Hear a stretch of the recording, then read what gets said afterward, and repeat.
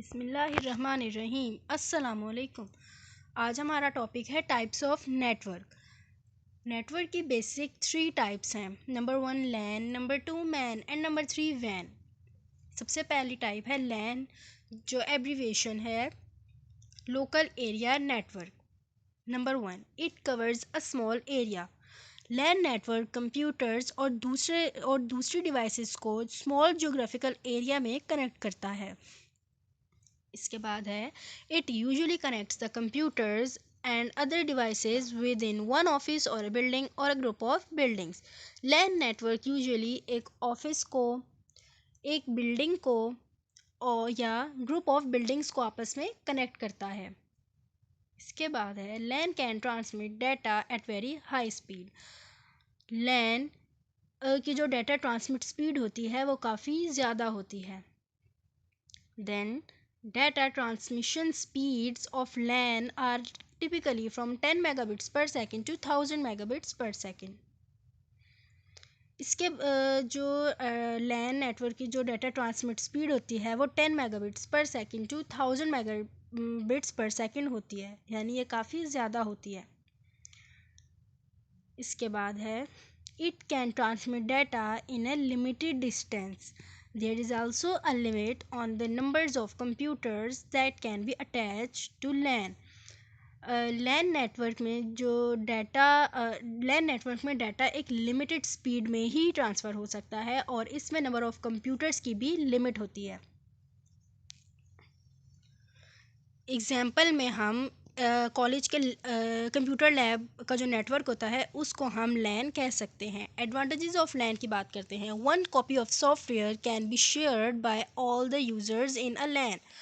Software की एक copy जो हम सर्वर में इंस्टॉल कर देते हैं वो हम बाकी सारे कंप्यूटर्स के साथ शेयर कर सकते हैं। Then System resources like printers and hard disks can be shared between users in LAN. Resources like यानी हम प्रिंटर को LAN नेटवर्क में मौजूद सारे कंप्यूटर्स के साथ कनेक्ट कर सकते हैं। इसी तरह एक कंप्यूटर की हार्ड डिस्क को हम दूसरे कंप्यूटर्स के साथ शेयर कर सकते हैं। इसके बाद है It is easy to manage the data stored on a centralized computer in LAN. Centralized computer में यानी जो डाटा स्टोर होता है वो हम easily मैनेज कर सकते हैं। इसके बाद आता है The data is more secure from being copied or destroyed. क्योंकि हम सर्वर कंप्यूटर में बहुत सी सिक्योरिटी लगाते हैं जिसकी वजह से डाटा चोरी और डिस्ट्रॉय होने के बहुत कम चांसेस होते हैं। इसके बाद हम बात करेंगे सेकंड टाइप जो है मैन, जिसकी एब्रीविएशन है मेट्रोपॉलिटन एरिया नेटवर्क। तो सबसे पहले है this type of network covers an area of a city. It is usually used to connect two or more LANs in a city. Man network दो या दो से ज़्यादा लैन नेटवर्क्स को मिला के बनता है या जोड़ के बनता है। MAN is larger than LAN but smaller than वैन। मैन नेटवर्क लैन से बड़ा होता है लेकिन वैन से छोटा होता है। एग्जाम्पल्स ऑफ मैन, एक सिटी में एक कंपनी की डिफरेंट ब्रांचेस हैं तो उनको मिला के जो नेटवर्क बनता है उसको हम मैन नेटवर्क कह सकते हैं। इसी तरह टीवी केबल नेटवर्क जो पूरे सिटी को जिसने कवर किया होता है उसको भी हम मैन नेटवर्क कह सकते हैं। Advantages of MAN cover larger area than LAN. MAN LAN से ज़्यादा एरिया को कवर करता है। इसके बाद है it provides higher data speed than LAN. क्योंकि इसमें फाइबर ऑप्टिक्स केबल यूज़ होती है इसीलिए इसकी स्पीड भी ज़्यादा होती है। Disadvantages of MAN, it is more expensive than LAN. क्योंकि इसमें फाइबर ऑप्टिक्स केबल और दूसरी डिवाइसेस यूज़ होती हैं इसलिए ये एक्सपेंसिव होता है और इसमें नंबर ऑफ़ कंप्यूटर्स भी ज़्यादा होते हैं। इसके बाद है it is difficult to maintain as compare to LAN. ये इसीलिए डिफ़िकल्ट होता है क्योंकि इसमें जो नंबर ऑफ़ कंप्यूटर्स होते हैं वो ज़्यादा होते हैं। इसके बाद है थर्ड टाइप वैन, wide area network. Number one, this type of network covers large area. It connects computers and other devices in different cities and countries. WAN network different cities और डिफरेंट कंट्रीज़ को मिला के बनता है. WAN usually consists of several LANs connected together. Different LANs को जोड़कर WAN network बनाया जाता है. The comparison in WAN are often connected through telephone lines. हम WAN को मोस्टली हम वैन को टेलीफोन लाइन से कनेक्ट कर सकते हैं या सैटेलाइट से भी इनको जोड़ सकते हैं.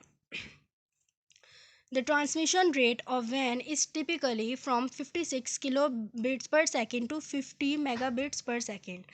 WAN is expensive than LAN, it is not fast as. इसकी स्पीड ज़्यादा होती है और ये LAN से ज़्यादा एक्सपेंसिव होता है, लेकिन इसकी स्पीड LAN से ज़्यादा नहीं होती. Types of computers. Types of computers में हमारे पास दो कंप्यूटर्स आते हैं. एक को हम सर्वर और होस्ट कहते हैं या होस्ट कहते हैं, दूसरे को क्लाइंट, नोड या पर्सनल कंप्यूटर कहते हैं.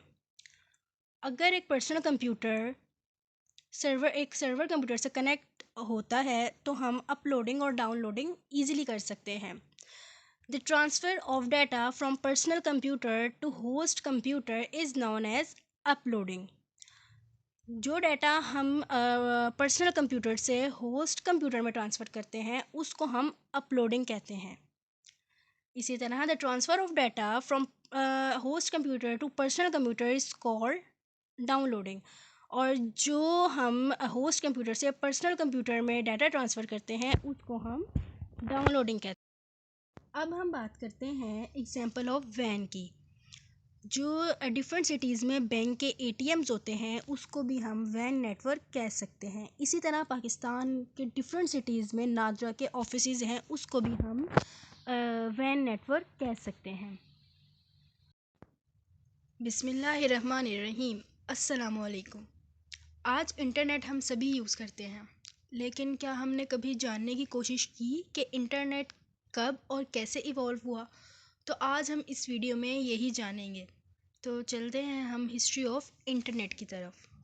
सबसे पहला कंप्यूटर ENIAC जो 14 फ़रवरी 1946 को आया, जिसकी एब्रीविएशन है electronic numerical integrator and computer. जैसे आप ये दो पिक्चर्स देख रहे हैं, हम इस कंप्यूटर के आने के बाद भी बहुत सारे कंप्यूटर्स आए, लेकिन अभी तक हम एक कंप्यूटर से दूसरे कंप्यूटर में डाटा ट्रांसफ़र नहीं कर सकते थे. सारे ही कंप्यूटर्स इंडिविजुअली काम करते थे, और अगर हमें एक कंप्यूटर से दूसरे कंप्यूटर में डाटा ट्रांसफ़र करना पड़ता था तो हमें मैनुअली एक कंप्यूटर से डाटा लेकर दूसरे कंप्यूटर को देना पड़ता था. और ये प्रॉब्लम तब जाके ज़्यादा बड़ी हो जाती थी जब दो कंप्यूटर्स थाउजेंड ऑफ किलोमीटर्स दूर होते थे. फिर इस प्रॉब्लम को सॉल्व करने के लिए 1960s के आसपास US के डिपार्टमेंट ऑफ डिफेंस ने अपने अंदर एक agency Arpa, advance research projects agency को कहा कि कोई ऐसा वे फाइंड आउट करें कि दो कंप्यूटर्स को आपस में कनेक्ट किया जा सके. वो ये क्यों चाहते थे? क्योंकि जो रिसर्चर्स थे वो डिफरेंट यूनिवर्सिटीज़ में काम करते थे, और जो एक रिसर्च वर्क एक यूनिवर्सिटी में हो रहा होता था तो दूसरी यूनिवर्सिटी में भी वही काम हो रहा होता था. और डिपार्टमेंट ऑफ डिफेंस ये चाहता था कि अगर कुछ रिसर्च पेपर्स एक यूनिवर्सिटी में मिल जाते हैं तो दूसरी यूनिवर्सिटी उस रिसर्च वर्क को बंद कर दे और कोई नई रिसर्च पे काम करे. इस तरह इनके जो फंड्स होते थे रिसर्च वर्क में जो वो देते थे वो भी बच जाते थे और डुप्लीकेशन ऑफ एफर्ट भी नहीं होती थी.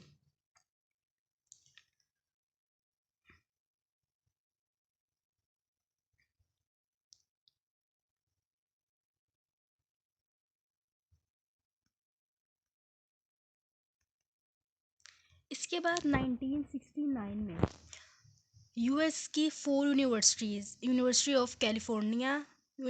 Of California at Santa Barbara,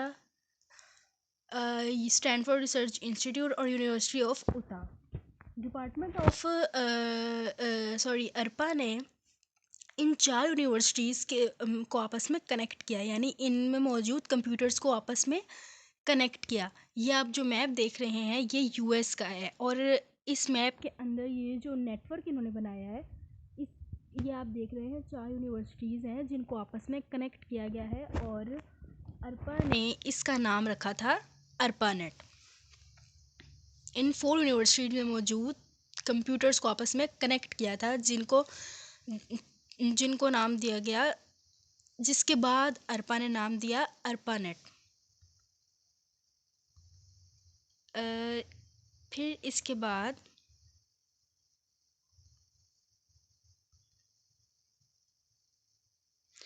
1971 में अर्पा ने यूएस की दूसरी यूनिवर्सिटीज़ को भी कनेक्ट किया और अपना नेटवर्क बड़ा कर लिया।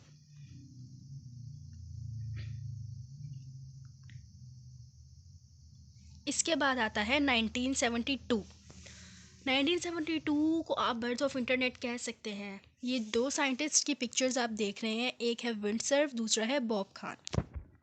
ये दोनों ही अर्पानेट बनाने वाली टीम के मेंबर्स थे, और ये अब एक नई चीज़ पर रिसर्च कर रहे थे, जिसको इन्होंने नाम दिया इंटरनेटिंग प्रोजेक्ट। ये अब ये चाह रहे थे कि 2 नेटवर्क को आपस में कैसे कनेक्ट किया जा सकता है। ये दोनों साइंटिस्ट अब इस पर रिसर्च कर रहे थे। इस काम के लिए इन्होंने एक हार्डवेयर इवॉल्व किया, जिसका इन्होंने नाम दिया गेटवे। गेटवे 2 नेटवर्क्स को आपस में कनेक्ट कर पा रहा था। इसके बाद इन्होंने इसी में एक प्रोटोकॉल डेवलप किया, जिसका नाम था ट्रांसमिशन कंट्रोल प्रोटोकॉल, जो आगे जाके स्प्लिट कर दिया गया, और अब वो है TCP/IP। ये 2 नेटवर्क्स को आपस में कनेक्ट कर सकता है।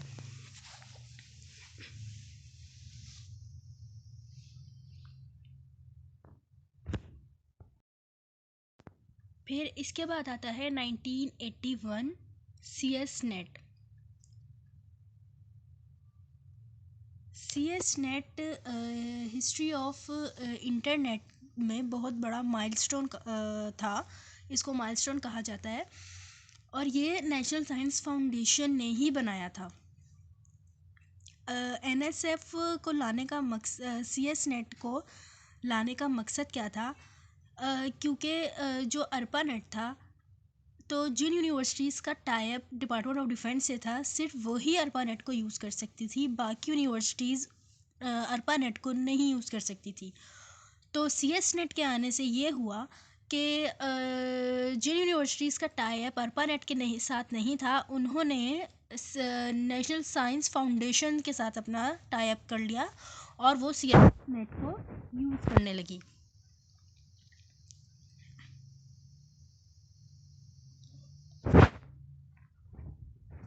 जैसे यहाँ पे लिखा हुआ है, the network was conceived bye universities that were eligible to join ARPANET due to an absence of defense ties to DARPA.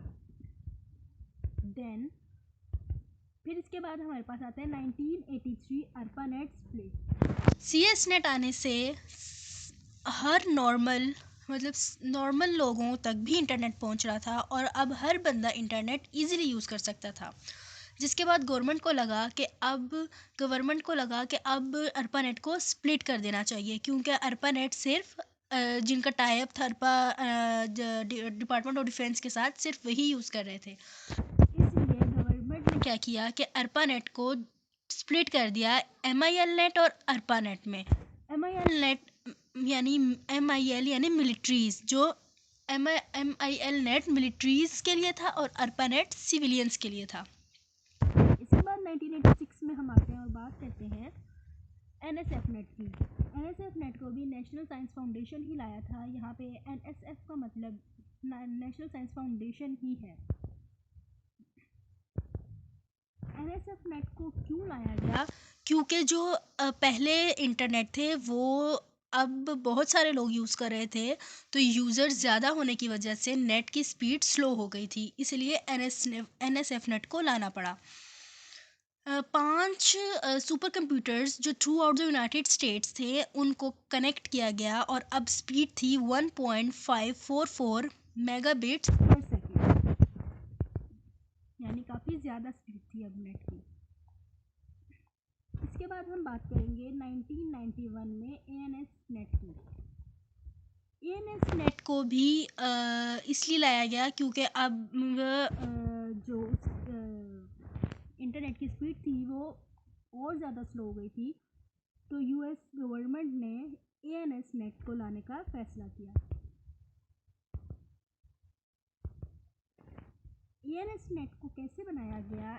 US की 3 बड़ी कंपनीज आईबीएम, मेरिट और एमसीआई ने मिलकर एक फाउंडेशन बनाया जिसके थ्रू एएनएस नेट बना।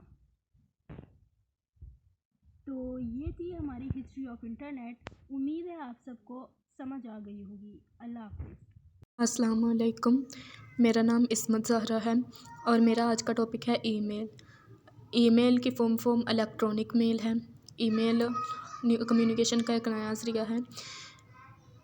ये कम्युनिकेशन का ज़रिया आजकल बहुत ज़्यादा यूज़ हो रहा है क्योंकि दुनिया बहुत जल्दी से टेक्नोलॉजी की तरफ मूव कर रही है। जैसे कि आजकल बहुत ज़्यादा यूज़ हो रहा है कंप्यूटर, इंटरनेट का और स्मार्टफ़ोन का। Email important method business communication के लिए इम्पोर्टेंट है क्योंकि ये चीप है, एक्सेसिबल है और इजीली रेप्लिकेटेड हो सकता है। Method of email. Email important method है बिज़नेस कम्युनिकेशन के लिए क्योंकि ये फ़ास्ट है, चीप है, जल्दी से किसी को भेजा जा सकता है और इजी से इसे रेप्लिकेट किया जा सकता है। इस मेथड में हम ऐसा करते हैं कि एक जो यूज़र है वो ना सेंड करता है मैसेजेस दूसरे बंदे को जो उसे एक्सेप्ट कर रहा है इंटरनेट के ज़रिए से।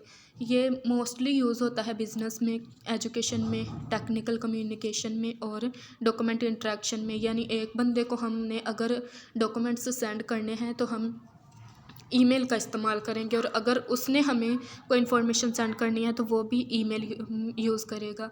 ये ऑल ओवर वर्ल्ड पीपल को बगैर परेशान किए आपस में कम्युनिकेट कर सकता है।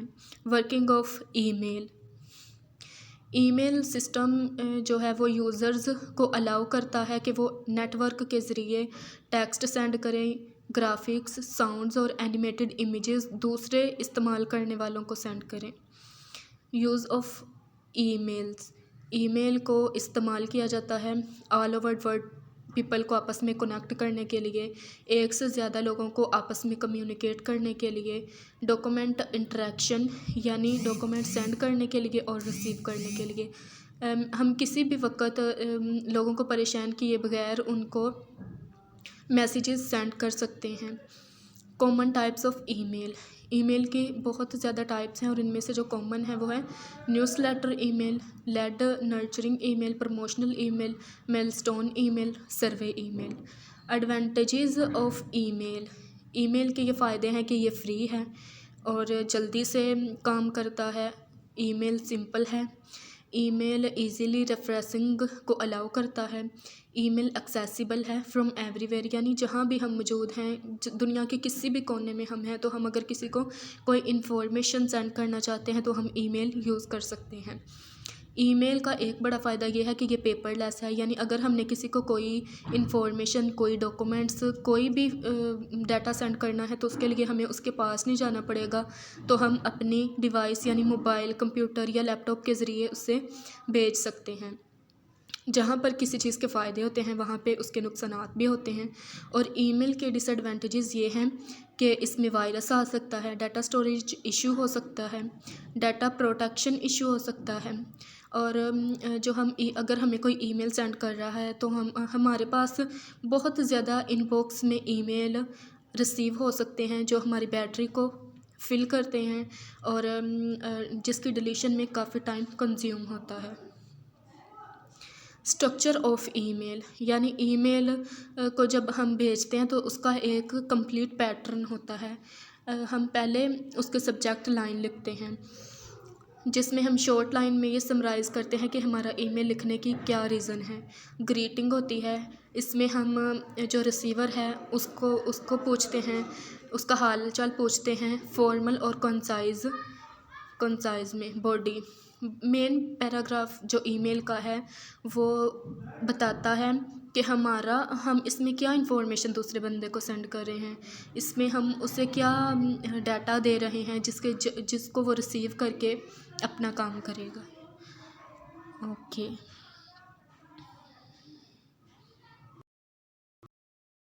अस्सलाम वालेकुम, मेरा नाम इस्मत ज़हरा है और आज का जो मेरा दूसरा टॉपिक है वो है वेब ब्राउज़र।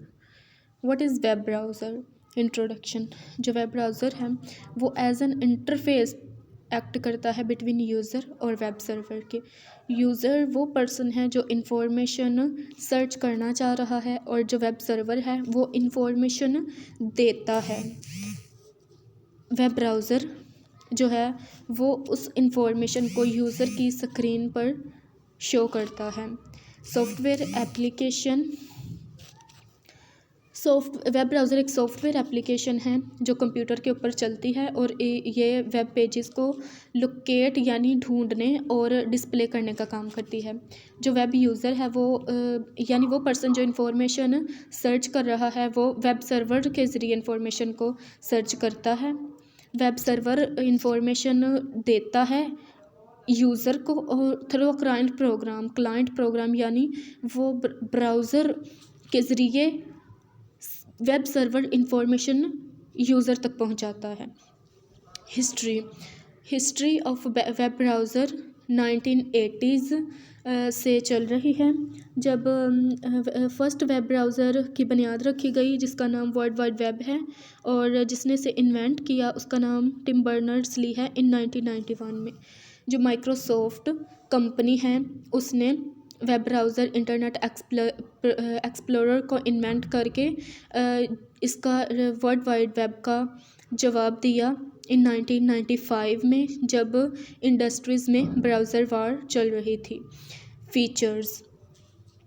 वेब ब्राउज़र के जो फीचर्स हैं वो रिफ़्रेशिंग और स्टॉपिंग बटन को यूज़ करके रिफ़्रेश और स्टॉप किया जाता है और जो करंट डॉक्यूमेंट्स आते हैं उनकी लोडिंग वेब ब्राउज़र करता है। होम बटन जो आपको आपके होम पेज तक ले जाते हैं जहाँ पर आपको सिलेक्शन का मौका मिलता है, यानी आप वहाँ से कोई चीज़ यूज़ कर सकते हैं। मेजर ब्राउज़र जो हैं उनमें पॉपअप ब्लॉकर्स शामिल होते हैं जो प्रिवेंट यानी अनवांटेड विंडोज़ जो हैं जो आप नहीं चाहते कि वो आपके काम के दरमियान चल जाएं उनको पॉपिंग अप करते हैं यानी उनको स्टॉप करते हैं यूज़र्स के कंसेंट के बगैर। टाइप्स ऑफ वेब ब्राउज़र की बहुत सारी टाइप्स हैं जिनमें से बहुत ज़्यादा फेमस जो हैं वो है Google Chrome, Internet Explorer, SeaMonkey, Mozilla Firefox, Opera, Safari, Linux. बहुत ज़्यादा इसकी टाइप्स हैं, बहुत ज़्यादा वेब ब्राउज़र यूज़ हो रहे हैं। कंपोनेंट्स ऑफ वेब ब्राउज़र के कंपोनेंट्स दो हैं, यूज़र इंटरफेस और रेंडरिंग इंजन। जो यूज़र इंटरफेस है इसमें इंक्लूड है address bar, back forward button, book marketing menu वगैरह। और जो रेंडरिंग इंजन है ये डिस्प्ले करता है हमारी जो हम रिक्वेस्ट करते हैं वेब ब्राउज़र से वेब सर्वर से वेब ब्राउज़र के ज़रिए, यानी हम इंफॉर्मेशन कोई सर्च करना चाह रहे हैं तो हम वेब ब्राउज़र के ऊपर लिखते हैं तो वो हमारी रिक्वेस्ट वेब सर्वर तक जाती है जो हमारी रिक्वेस्ट को देखते हुए हमारे मुताबिक जो हम सर्च करना चाह रहे हैं उसके बारे में जो इंफॉर्मेशन है वो वीडियोज़ की शक्ल में, साउंड्स की शक्ल में, इमेजेस, कुछ भी इंफॉर्मेशन है वो हमारी वेब ब्राउज़र की स्क्रीन पर शो हो जाएगी। ओके। अस्सलाम वालेकुम। Next my topic is world Wide web. What is world Wide web? World Wide History. The development of the World Wide Web was begun in 1989 by Tim Berners-Lee and his colleagues at CERN, an international scientific organization based in Geneva, Switzerland. World Wide web की तरक्की का आगाज़ 1989 में Geneva, Switzerland में वाक़या एक बैनुल-अक़वामी साइंसी तंजीम CERN में Tim बेर्नर्स-ली और इनके साथियों ने किया था। Their text based web browser was made available for general release in January 1992. Text पर बनी वेब ब्राउज़र जनवरी में आम रिलीज़ के लिए दस्तयाब कराया गया था। जनवरी 1992 में दस्तयाब कराया गया था। Introduction. World Wide web. The World Wide web is a way of exchanging information between computers on the internet. World Wide web क्या है? वर्ल्ड वाइड वेब पर इंटरनेट पर कंप्यूटर्स के दरमियान मालूमात के तबादले का एक तरीका है। The World Wide web is the network of pages of images, text and sounds on the internet which can be viewed using browser software. World Wide web internet पर तस्वीर के, टेक्स्ट और आवाज़ों के सिफात का नेटवर्क है जिसे ब्राउज़र सॉफ्टवेयर के ज़रिए देखा जा सकता है। Next, features. Technical details of protocols, formats, program internals etc, जिसमें प्रोटोकॉल, फॉर्मेट्स और प्रोग्राम इंटरनल्स की डिटेल्स हो। बिब्लियोग्राफी, किताबियाती। Paper documents on the World Wide Web W3 and references. हवालाजात, कागजात और वर्ल्ड वाइड वेब की दस्तावेज़ात शामिल होती हैं। People, a list of some people involved in the project, जिसमें कुछ पीपल इन्वॉल्व होते हैं, शामिल होते हैं प्रोजेक्ट में। Getting code, getting the code by anonymous FTP etc, गुमनाम तरीके से FTP से कोड को हासिल करना। ये था मेरा topic world Wide web. Thank you. अस्सलाम वालेकुम, मेरा नाम शानजा है। आज मेरा टॉपिक है वो है वेबसाइट। वेबसाइट क्या होता है? Website, a group of interlinked and well-structured web pages that exist on the same domain is called website। आपस में जुड़े हुए हम वेब पेजेस की तश्कील करेंगे जो सेम डोमेन होते हैं, इसे कहते हैं website. Web page, it is a collection of text, images, audio, video etc। Web page इसे कहते हैं जो टेक्स्ट, इमेज, ऑडियो, वीडियो का एक मजमूआ होता है, उसे हम वेब पेज कहते हैं। Website, website can contain single और 1000 पेजेस। वेबसाइट जो सिंगल और हज़ारों पेज पर मुश्तमिल होता है, इसे वेबसाइट कहते हैं। Benefits, some benefits of websites. The web and internet have transformed our lives. Web और इंटरनेट ने हमारी लाइफ को चेंज किया है। ऑनलाइन मनी, और इसके अलावा हम ऑनलाइन मनी अर्न कर सकते हैं, जो easy access to new customers, और न्यू कस्टमर्स तक रसाई ईज़िली हो सकती है। Uses of websites, website run on any internet browser such as Chrome, Firefox, Internet Explorer. Website किसी भी इंटरनेट ब्राउज़र पर रन कर सकती है, for example Chrome, Firefox and Internet Explorer. Types of website, static website and dynamic website। static website, a static website contain web pages with fixed content। static web page वो है एक जामद website में मुकर्रर मवाद के साथ वेब सफ़ात होते हैं। each page is coded in HTML and display the same information to every visitor। हर सफ़ा को HTML में कोड किया जाता है और वही मालूमात हर आने वाले को दिखाता है। Next, dynamic website. Dynamic website can contain web pages which are user friendly. मुख्तलिफ वेबसाइट में ऐसे सिफात शामिल होते हैं जो सार्फ दोस्त हों। Dynamic web pages content of page are different of different features. We can post command on dynamic website. Some other types of websites, कुछ टाइप्स वेबसाइट्स की जो e-commerce website, business website, blog website, event website and personal website. Main uses of websites, selling products and services है, मसनूआत और खिदमात की फ़रोख्त। Gaining knowledge, इल्म हासिल करना। कम्युनिकेटिंग विद, एक दूसरे के साथ बातचीत करना। Top global websites, google.com, monthly visitor 92.5B, rank 1। website, youtube.com, monthly visitor 34.6 billion, rank 2। website, facebook.com, monthly visitor 25.5 billion, rank 3। next, website, twitter.com, Monthly visitors 6.6 billion, rank 3. Some examples of websites: Java website and Amazon. Why it is called website? According to Online Etymology Dictionary, the term website emerged in English language in 1994. Online etymology dictionary के मुताबिक website की इस्तिलाह अंग्रेज़ी ज़बान में 1994 में तरतीब दी गई थी। How to create website?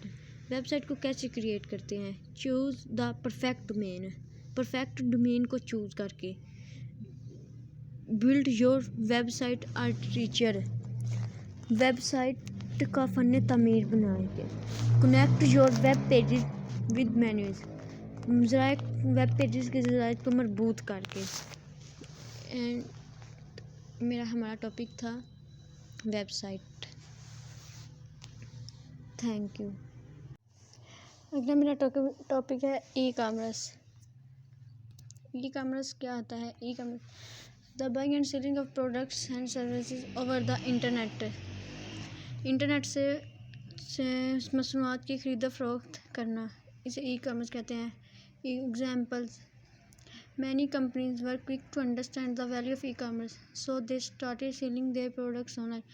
बहुत सी कंपनियां जल्दी से उसे क्विक अंडरस्टैंड कर लेती हैं ई कामर्स, और वो अपनी प्रोडक्ट्स को सील करती हैं, ऑनलाइन सील करती हैं।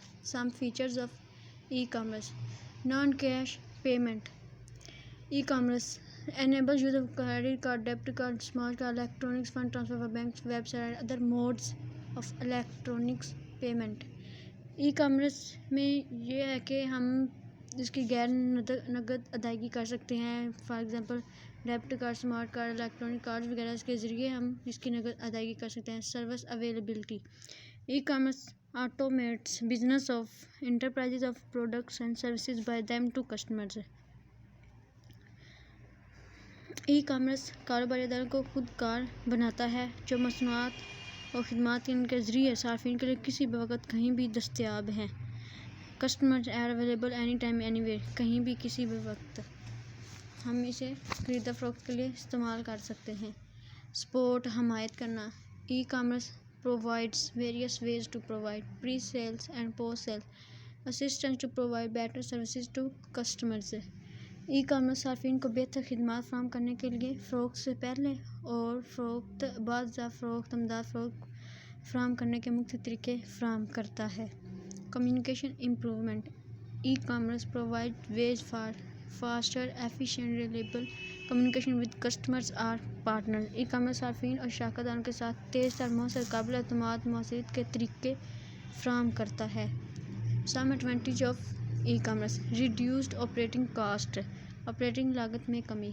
Compare to a physical store, an e commerce store is typically cheaper to set up and operate. E commerce एक फिजिकल स्टोर के मुकाबले में एक ई कामर्स स्टोर आमतौर पर सेटअप और चलाने के लिए बहुत सस्ता होता है, क्योंकि फ़िज़िकल हम जो स्टोर होते हैं उनमें हम जाने में आने में भी टाइम वेस्ट होता है। इसके अलावा ई कामर्स में ऑनलाइन हम कुछ भी मंगवाना होता है, क्योंकि फ़िज़िकल हम जो स्टोर होते हैं उनमें हम जाने में आने में भी टाइम वेस्ट होता है। इसके अलावा ई कामर्स में ऑनलाइन हम कुछ भी मंगवाना हो, ऑनलाइन ऑर्डर करवाना हो तो वो हम कर सकते हैं कभी भी किसी भी time. Expand opening hours and e commerce store never needs to close. E commerce store को कभी बंद होने की ज़रूरत नहीं होती है। Customers can access the site and complete purchase any time even when you are not monitoring what's happening. सार्फिन साइट तक रसाई हासिल कर सकते हैं और किसी भी वक्त ख़रीदारी मुकम्मल कर सकते हैं, यहाँ तक कि आप इसकी निगरानी नहीं कर रहे हैं कि क्या हो रहा है। डिसएडवांटेज: राइजिंग एडवर्टाइजिंग कॉस्ट्स, इश्तिहारी अखराजात में इजाफा। Crowded markets in the e-commerce space have increased the need for digital marketing and increased marketing fees. E commerce की जगह हजूम बाज़ारों ने डिजिटल मार्केटिंग की ज़रूरत को बढ़ा दिया है और मार्केटिंग की फ़ीस में इजाफा किया है। Their advertising cost decrease your profit. इश्तिहारी अखराजात आपके मुनाफा को कम करते हैं, क्योंकि ये जो हमारे इश्तिहारी अखराजात हैं जो हम हजूम में बाज़ारों वगैरह में डिजिटल मार्केटिंग को आजकल को बढ़ गए हैं, इसकी वजह से जो हम ऑनलाइन वगैरह मार्केटिंग की है ना उसकी बहुत ही हम उसे इतना प्रेफर नहीं करते लोग, इसलिए इश्तिहारी अखराजात की वजह से हमारा मुनाफा भी कम होता है। Customers can not physically touch the products, customer जो है ना फिज़िकल तौर पर अपने प्रोडक्ट्स वगैरह मसनूआत जब ऑनलाइन ऑर्डर करते हैं उन्हें टच नहीं कर सकते। Customers who can not try on touch products may find it more challenging to make a choice. This can lead to an increased number of return items. वो ग्राहक जो मसनूआत को आजमाने छूने की कोशिश नहीं कर सकते, इन्हें इंतखाब करना ज़्यादा मुश्किल हो सकता है। इससे वापस होने वाली अशिया की तादाद में भी इजाफा हो सकता है, क्योंकि हम जब किसी चीज़ को किसी प्रोडक्ट्स को ऑनलाइन ऑर्डर करवाते हैं तो हम उस चीज़ को देख नहीं सकते और ना ही छू सकते हैं कि वो कैसी है, और इसके लिए उसे इंतखाब करने में थोड़ी सी मुश्किल हो जाती है। और जब अगर वो चीज़ अच्छी ना हो, ठीक ना हो, तो इसे जब वो वापस लौटाने के लिए तो उसकी तादाद में इजाफा हो सकता है। ये थे ई कॉमर्स मेरा टॉपिक था, एंड थैंक यू।